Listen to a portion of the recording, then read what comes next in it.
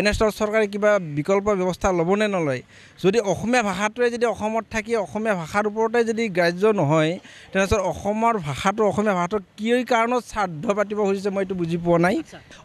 অসমত থাকি যদি অসমীয়া ভাষাটো আমি পঢ়িব নাপাওঁ অসমীয়া ভাষাত লিখা কাগজ এখন যদি দিল্লী চৰকাৰে এইটো মানি নলয়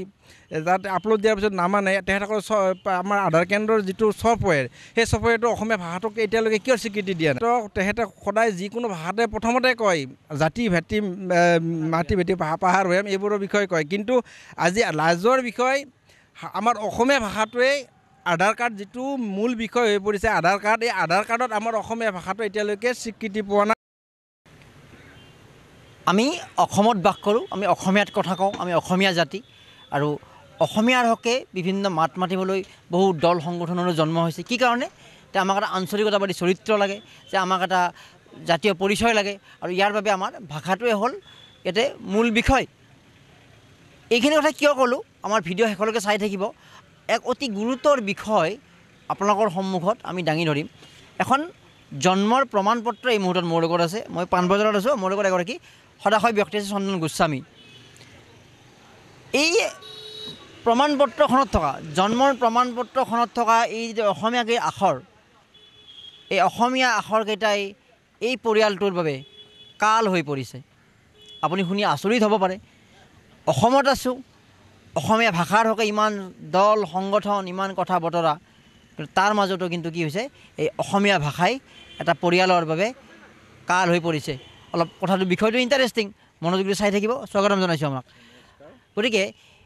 অসমত থাকি অসমীয়া ভাষা ক'ব লাগিব অসমীয়া ভাষা চৰ্চা কৰিব লাগিব অসমীয়াত আমাৰ জন্মৰ প্ৰমাণ পত্ৰ হ'ব এয়া আমাৰ ন্যায্যতা কিন্তু এই বিষয়টোৱে আপোনালোকৰ বাবে এটা সমস্যাৰ সৃষ্টি হৈছে সমস্যা মানে বহুত ডাঙৰ সমস্যা যিটো সময়ত তাৰমানে আমাৰ ৰাজ্য চৰকাৰে অসমীয়া ভাষাটোৰ ওপৰত ইমান গুৰুত্ব বিভিন্ন দল সংগঠনে মাতি আহিছে সেনেস্থলত এখন সাধাৰণ আধাৰ কাৰ্ড বনাবৰ কাৰণে আমি ইমান হাহাকাৰ কৰিব লগা হৈছে মোৰ ল'ৰাটো মোৰ ভতিজা ল'ৰা তাৰ আধাৰ কাৰ্ড বনাবলৈ গৈছিলোঁ তাৰ বাৰ্থ চাৰ্টিফিকেটটোত খালি অসমীয়া ভাষাত তাৰ নাম আৰু তাৰ এড্ৰেছটো লিখা থকাৰ কাৰণে আধাৰ কাৰ্ডত এই বাৰ্থ চাৰ্টিফিকেটটো প্ৰযোজ্য নহ'ল তেখেতসকলে কৈছে কি এইটো ইংৰাজীত লিখি আনক মোৰ ভতিজা ল'ৰাটো 10 বছৰ বয়স মই যেতিয়া য'ত মেডিকেল কলেজত জন্ম পাইছিলে যেতিয়া মই আনিব গৈছিলোঁ 10 বছৰত তেখেতসকলৰ ডকুমেণ্ট তাত জমা নাথাকে বুলি কৈছে থাকে কিন্তু ক'ৰবাত বস্তাৰ ভিতৰত পৰি আছে এইটো উলিয়াওঁতে বহুত কষ্ট হ'ব সেনেস্থলত যিটো সময়ত চৰকাৰে আধাৰ কাৰ্ডটো স্কুলৰ কাৰণে বাঞ্ছনীয় কৰাই দিছে সেনেস্থলত আধাৰ কাৰ্ড বনাবৰ কাৰণে যদি মোৰ দৰে পৰিয়াল বা আমাৰ সাধাৰণ মানুহখিনিৰ কাৰণে এই পৰিয়ালটো যিমানখিনি কষ্ট কৰিব লগা হৈছে এনেস্থলত চৰকাৰে কিবা বিকল্প ব্যৱস্থা ল'বনে নলয় যদি অসমীয়া ভাষাটোৱে যদি অসমত থাকি অসমীয়া ভাষাৰ ওপৰতে যদি গ্ৰাহ্য নহয় তেনেস্থলত অসমীয়া ভাষাটো কি কাৰণত শ্ৰাদ্ধ পাতিব খুজিছে মই এইটো বুজি পোৱা নাই তেওঁলোকৰ আধাৰ কাৰ্ডৰ কোনটো চেণ্টাৰত গৈছিলে আপুনি মই নুনমাটি আমাৰ যিটো BSNL অফিচ আছিল BSNL অফিচত তাতে আধাৰ কাৰ্ড চেণ্টাৰত তাত আমাক মাতিছিল আমি অনলাইন এপ্লাই কৰাৰ পিছত তাত আমি গৈছিলোঁ যেতিয়া অসমীয়াত এইটো আপলোড থকা অসমীয়াত লিখা থকাৰ কাৰণে তেখেতসকলে এইখন আমাক আধাৰ কাৰ্ড তাত নবনালে কেঞ্চেল কৰা ক'লে কি এইটো ইংৰাজীত লিখি আনক কিবা ক'লে নেকি যে এইখন আমি গ্ৰহণ কৰিব পাৰোঁ কিন্তু আমি মূল কাৰ্যালয় পঠালে এইখন ৰিজেক্ট হৈ এনেকুৱা কিবা কথা কৈছে নেকি তেখেতসকলে কৈছে কি বোলে আমি যদি ইয়াত হেৰি কৰি পঠাওঁ তেতিয়াহ'লে দিল্লীৰ পৰা আমাৰ অসমততো নহয় এই বস্তুটো আধাৰ কাৰ্ডটো বনাই দিল্লীৰ পৰা যদি বম্বেৰ পৰা বা দিল্লীৰ পৰা বনায় আৰু তাৰ পৰা যদি এইটো পঠাওঁ তাৰ পৰা ৰিজেক্ট কৰি পঠায় সেইকাৰণে তেখেতসকলে ল'বৰ কাৰণে মান্তি নহ'ল ইয়াতকৈ আৰু হাস্যকৰ কথা কিবা থাকিব পাৰেনে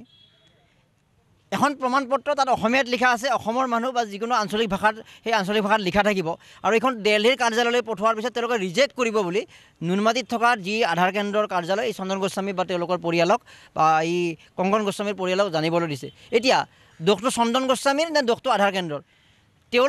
তেওঁলোকৰ দিল্লী অফিচ হওক ক'ৰবাত চন্দ্ৰৰ অফিচ হওক তাতে অসমীয়া জনা মানুহ এজন যদি এপইণ্ট কৰিব নোৱাৰে এই অসমীয়া বিষয় চেক কৰিবৰ কাৰণে সেয়া তেওঁলোকৰ দুৰ্বলতা তেওঁলোকৰ ব্যৰ্থতা নে এওঁলোকৰ ব্যৰ্থতা গতিকে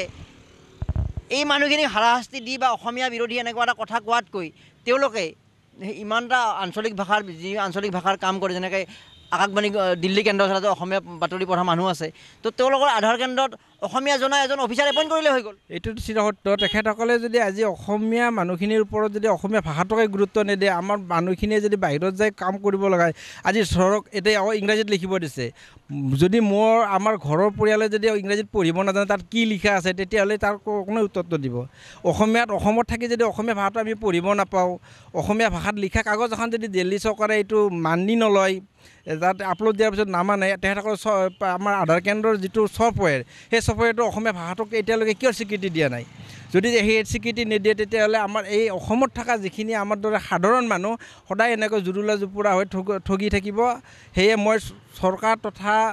আমাৰ কেন্দ্ৰীয় চৰকাৰক অনুৰোধ জনাম যাতে আধাৰ চেণ্টাৰত আমাৰ অসমীয়া যিকোনো ৰাজ্যৰ ভাষা যাতে তাত স্বীকৃতিপ্ৰাপ্ত হয়, সেইটোৱে মই চৰকাৰৰ ওচৰত মোৰ ফালৰ পৰা মই আহ্বান জনাম। অসমীয়া জাতিৰ বাবে এটা ডাঙৰ অপমান আচলতে। গতিকে জাতীয়তাবাদী সংগঠন নতুন নতুন আঞ্চলিক দলো আহিছে, তেওঁলোকে অসমীয়া জাতীয়তাবাদৰ কথা কৈ আছে। কি লুৰিণজ্যোতি, কি অখিল গগৈ বা সাহিত্য সভা, তেওঁলোকক পোনপটীয়াকৈ কিবা আহ্বান জনাব নেকি যে এইটো অতি গুৰুতৰ বিষয়, এয়া কোনো চন্দন গোস্বামীৰ ভতিজাকৰ বিষয় নহয়, এয়া অসমৰ বাবে অসমীয়া অপমানিত হোৱাৰ বিষয়। আৰু আধাৰ কেন্দ্ৰৰ বিষয়াসকল নিশ্চিতভাৱে হিন্দী বা বেলেগ ভাষাৰ লগত জড়িত, তেওঁলোকৰ সমস্যা, আমাৰ সমস্যা নহয় এইবিলাক। গতিকে কি লুৰিণজ্যোতি, কি অখিল গগৈ বা আমাৰ আঞ্চলিক দল বা সাহিত্য সভা, এই জাতীয়তাবাদী কথা কোৱা ব্যক্তিসকলক আপুনি কি আহ্বান জনাব? মই তেখেতসকলক এটাই আহ্বান জনাম, যদি সঁচাই তেখেতসকলে আমাৰ অসমীয়াৰ হৈ অসমীয়াৰ ভাষাৰ হৈ মাতি আহি আছে, বা অসম সাহিত্য সভা হওক, অসম আমাৰ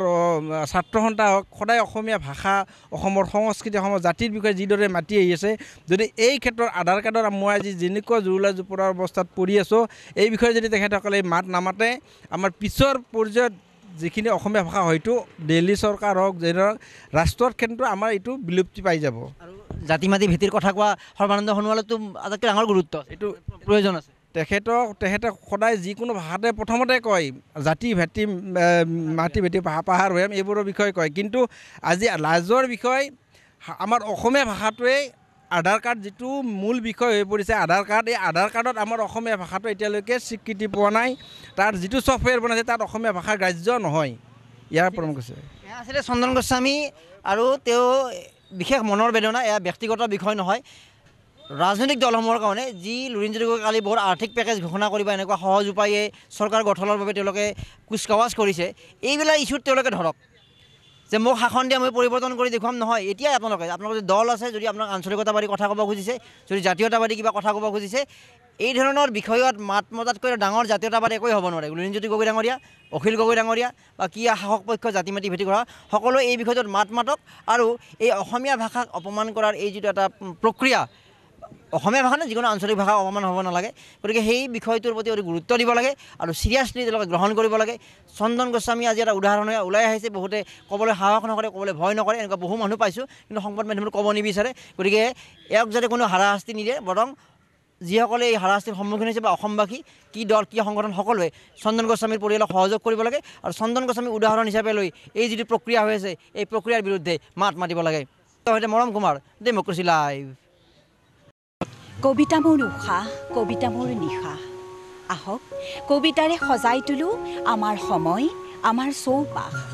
মোৰ কবিতাৰ ভিডিঅ' এলবাম তুমি সুৰ হৈ বৈ যোৱা।